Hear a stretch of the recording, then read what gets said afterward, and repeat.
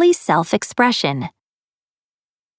Making your personal mark on a wall with spray paint is nothing new. 37,000 years ago, one of our earliest ancestors left his signature on the walls of Chauvet Cave in France. Holding his hand on the rock, he put a type of red paint in his mouth and spat around it to leave a perfect handprint. Early man later painted scenes of animals and hunters on rock, using chalk and charcoal. Experts believe that some of the 1 million rock art sites in Africa could date back as far as 50,000 years. A new technique. In the 16th and 17th centuries in India, many palaces, temples, and mosques were decorated with beautiful frescoes.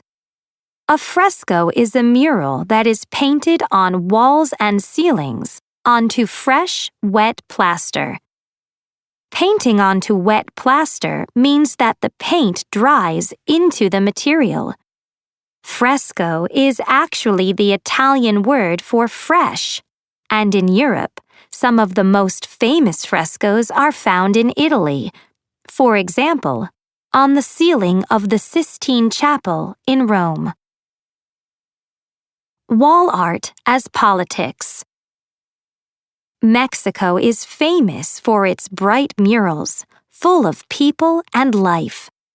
Between 1920 and 1940, after a long civil war, public buildings were decorated with huge murals to celebrate the birth of a new, more equal society. Artists painted giant scenes in which everyday people worked in the fields, fought for their country, or celebrated together, such as this 20th century mural by Amado de la Cueva. The muralists strongly believed that art could educate people and change society. An art form in urban spaces. In the 21st century, wall art is a feature of many cities.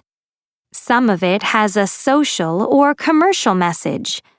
Some artwork is commissioned by companies for advertising, and some is commissioned to make unattractive urban spaces more beautiful.